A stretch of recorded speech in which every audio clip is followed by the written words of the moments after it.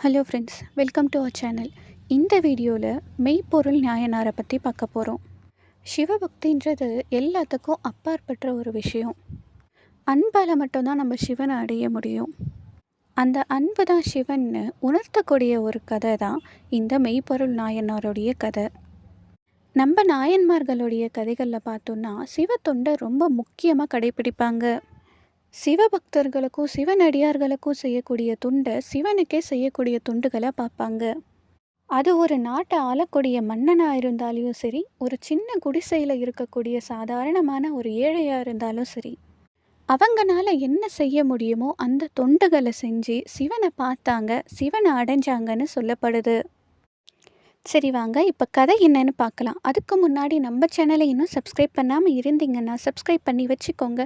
கூடவே பெல் ஐக்கானை கிளிக் பண்ணி வச்சுக்கோங்க. அப்போ தான் நம்ம போடுற வீடியோஸ் உங்களுக்கு நோட்டிஃபிகேஷனாக வரும். 5ஆம் நூற்றாண்டில் திருக்கோவிலூரை ஆட்சி செஞ்சு வந்தவர் தான் இந்த மெய்ப்பொருள் நாயனார். இவர் தீவிர சிவபக்தராக இருந்தார். யார் சிவனுடைய அம்சமாக வந்தாலும் அவங்களுக்கு இல்லைன்னு சொல்லாமல் என்ன வேணுமோ அவங்களுக்கு கொடுத்து தான் அனுப்புவாராம். அது மட்டும் இல்லாமல் தன்னுடைய நாட்டை நேர்மையான முறையில் ஆட்சி செஞ்சுட்டு வந்தார். இவரை பார்த்து பக்கத்து நாட்டு மன்னரான மூத்தநாதருக்கு ரொம்ப பொறாமையாக இருக்குமா. ஏன்னா இவர் போர் எடுத்து எந்த நாட்டுக்கு போனாலும் அதில் வெற்றியோடு தான் திரும்ப வருவார். அவர் எப்படின்னா தோக்கடிக்கணும்னு மூத்தநாதர் அவருடைய ப்ளஸ் மைனஸ் என்னன்னு தேட ஆரம்பித்தார். அப்போ தான் அவர் ஒரு தீவிர சிவபக்தர்னு தெரிய வருது. ஏன்னா போரில் கூட யாருன்னா ருத்ராட்சமோ பட்டையும் போட்டிருந்தா, இல்லை யாருன்னா சிவான்னு சொல்லிட்டா கூட அவங்கள இவர் கொல்ல மாட்டாராம். இது அவருக்கு ஞாபகம் வந்துச்சு. இவரோ ஒரு சின்ன மன்னர். ஆனால் மெய்ப்பொருள் நாயனாரோ ஒரு பெரிய மன்னர். படைபலமோ எந்த போருக்கு போனாலும் அதில் வெற்றியோடு தான் திரும்ப வருவார். வீரத்துக்கு பேர் போன ஒரு மன்னர் தான் மெய்ப்பொருளார்.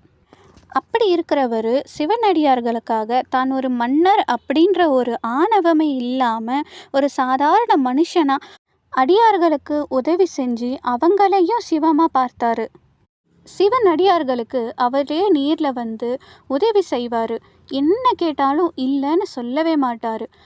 அப்படி ஒரு சிவன் அடியார்னு மூத்தநாதர் தெரிஞ்சுக்கிட்டாரு. இதை தெரிஞ்சுக்கிட்டு ஒரு திட்டமும் போட்டார். நேராக போயிட்டு ஒரு சிவனடியார் மாதிரி வேஷம் போட்டுக்கிட்டாரு. கொட்டையும் பட்டையும் போட்டு ஒரு சிவனடியார் மாதிரி வேஷம் போட்டு போகிறாரு. அப்படி போகிறப்பவே நாட்டில் இருந்த மக்கள் எல்லாம் அவரை வரவேற்கிறாங்க. மன்னர் மட்டும் இல்லாமல் அவருடைய நாட்டு மக்களும் கூட சிவனடியார்கள் மேலே அவ்வளோ மதிப்பும் மரியாதையும் வச்சுருந்தாங்க. மூத்தநாதரும் அப்படியே ஊரெல்லாம் கடந்து அரண்மனைக்கிட்ட போனார். அரண்மனைக்குள்ளே யார் போகணுன்னாலும் செக் பண்ணி தான் அனுப்புவாங்க. ஏன் பார்க்கணும், எதுக்கு பார்க்கணுன்னு கேட்டு, ஆயுதம் எதுனா வச்சுருக்காங்களா, எந்த நாட்டிலேருந்து வராங்க, எல்லாமே கேட்பாங்க. ஆனால் மெய்ப்பொருளார் அரண்மனைக்குள்ளே யார் வந்தாலும் இப்படி ஒரு சோதனை இருக்கும் தான். ஆனால் சிவனடியார்களுக்கு இப்படி எந்த ஒரு சோதனையும் இருக்காது. அவங்கள செக் பண்ணாமல் நேராக மன்னரை பார்க்கலான்னு அவர் உத்தரவு போட்டிருந்தார். ஏன்னா மெய்ப்பொருளார் அடியார்கள் மேலே அவ்வளோ நம்பிக்கை வச்சுருந்தார். அவங்கள பரிசோதிக்க நமக்கு எந்த தகுதியும் இல்லை, அதனால் அவங்கள செக் பண்ணக்கூடாதுன்னு மன்னருடைய உத்தரவு. மூத்தநாதரோ ஒரு சிவனடியார் வேஷத்தில் போகிறாரு. அதனால் காவலாளிகளும் அவருக்கு வழிவிட்டு வணங்கி நின்னாங்க. அவருக்கு எந்த ஒரு பரிசோதனையும் இல்லை. அவர் பாட்டுக்கு நேராக உள்ளே போனார். எல்லாரையும் தாண்டி நேராக மெய்ப்பொருளார் இருக்கக்கூடிய இடத்துக்கு போனார். அங்கே மன்னர் கூடவே இருக்கக்கூடிய தத்தன் அங்கே இருந்தார். அவருக்கு இந்த சிவனடியாரை பார்த்ததும் ஒரு சந்தேகம் வருது. பார்த்தா சிவனடியார் மாதிரி தெரியலையேன்னு சந்தேகப்படுறாரு. அதனால் என்ன பண்ணுறாரு, அவர்கிட்ட போய் மன்னர் தூங்கிட்டு இருக்காரு, கொஞ்ச நேரம் இருங்கன்னு சொல்கிறாரு. ஆனால் அவர் கேட்கல. நேராக மன்னரை பார்க்க அந்த புறத்துக்குள்ளே போகிறாரு.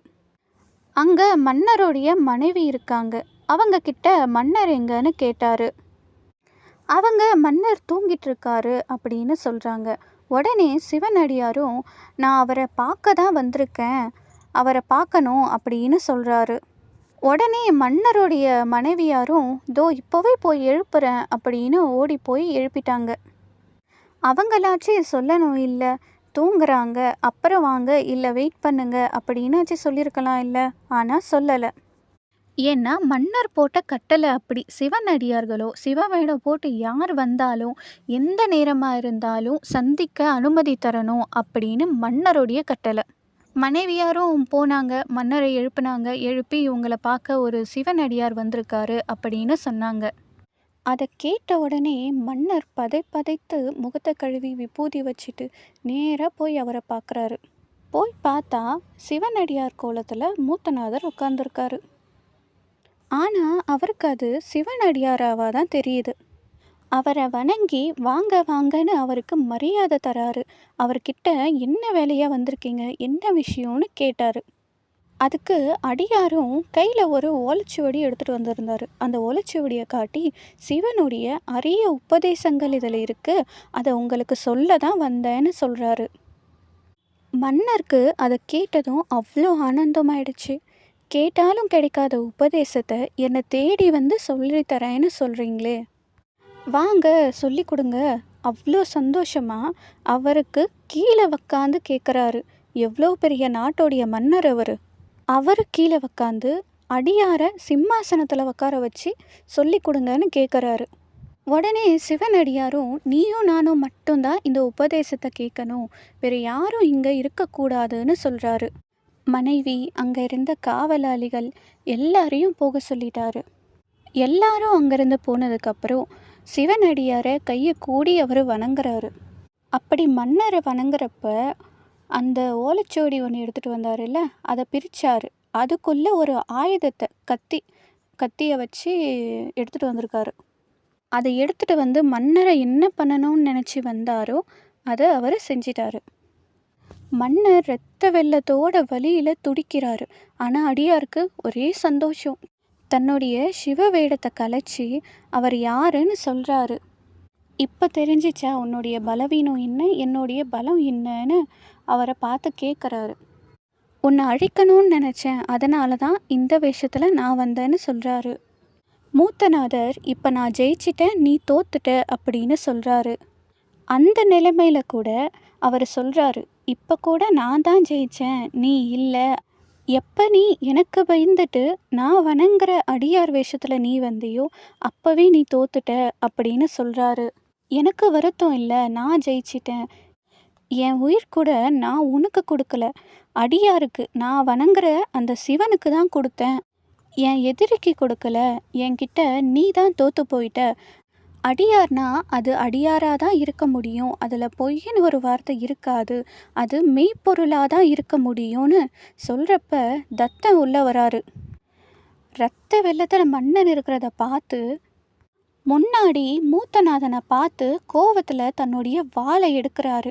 உடனே மன்னர் அவரை பார்த்து ஒன்றும் பண்ணாதீங்க அப்படின்னு சொன்னார். ஆனால் தத்தனுக்கு மன்னரை இப்படி பார்த்தா எப்படி இருக்கும் சொல்லுங்க. மன்னர்கிட்ட இவன் நம்மளுடைய பகைவன், அதுவும் இல்லாமல் மன்னரையே இப்படி பண்ணியிருக்கான்றப்ப கோவம் இருக்கும் இல்லை. ஆனால் மன்னரோ இல்லை, அவன் உள்ள வேணா தப்பாக இருக்கலாம், ஆனால் அவன் போட்டிருக்கிற வேஷமும் சிவன் வேஷம். எப்போ அவன் சிவன் வேடம் போட்டானோ அப்போவே அவன் ஒரு சிவன் அடியாராக மாறிட்டான். யாரெல்லாம் திருநீறு பூசியிருக்காங்களோ, யாரெல்லாம் ருத்ராட்சம் போட்டிருக்காங்களோ, சிவ மந்திரத்தை சொல்கிறாங்களோ, சிவன் வேஷத்தை போடுறாங்களோ அவங்க எல்லாமே சிவன் அடியார்கள் தான். அதனால் அவங்கள நம்ம காயப்படுத்தக்கூடாது அப்படின்னு சொல்கிறாரு. அப்போ தான் மூத்தநாதருக்கு அவர் செஞ்சது தப்புன்னே புரியுது.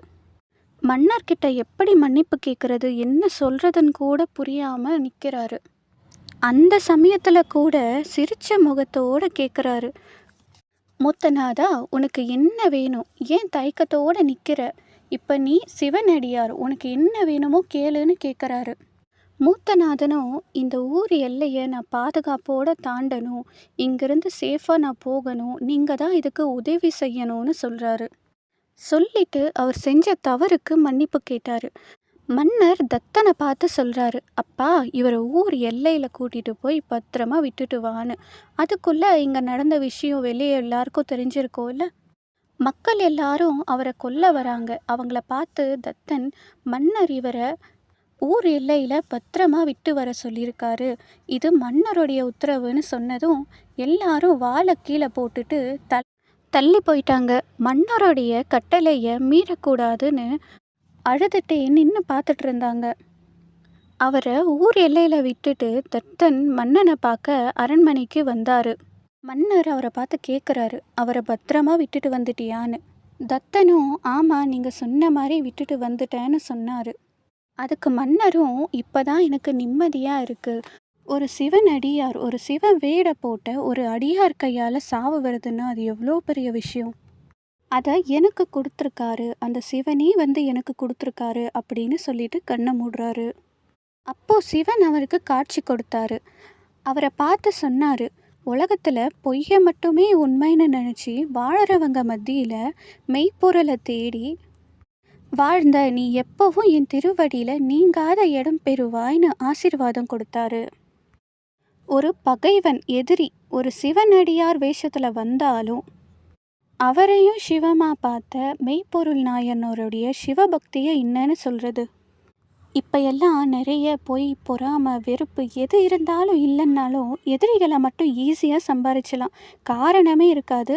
அதுக்கெல்லாம் ஒரு சண்டை, வெறுப்பு, கோவம். ஆனால் ஒரு சிவனடியாராக இருக்கிறது அவ்வளோ சாதாரணமான ஒரு விஷயம் இல்லை. சொந்தம், பந்தம், அன்பு, பாசம், நேசம், சிற்றின்பம், உலக பந்தங்கள், எத்தனை உறவு.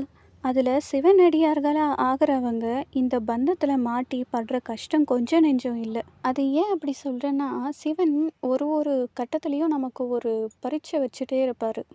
ஏன்னா எந்த பந்தமும் நிலையானதில்லை, எந்த சொந்தமும் நிலையானதில்லை. எதுவுமே நிலையானதாக இருக்கவே இருக்காது.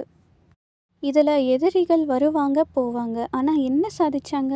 கடைசியில் என்ன கொண்டு போனாங்க?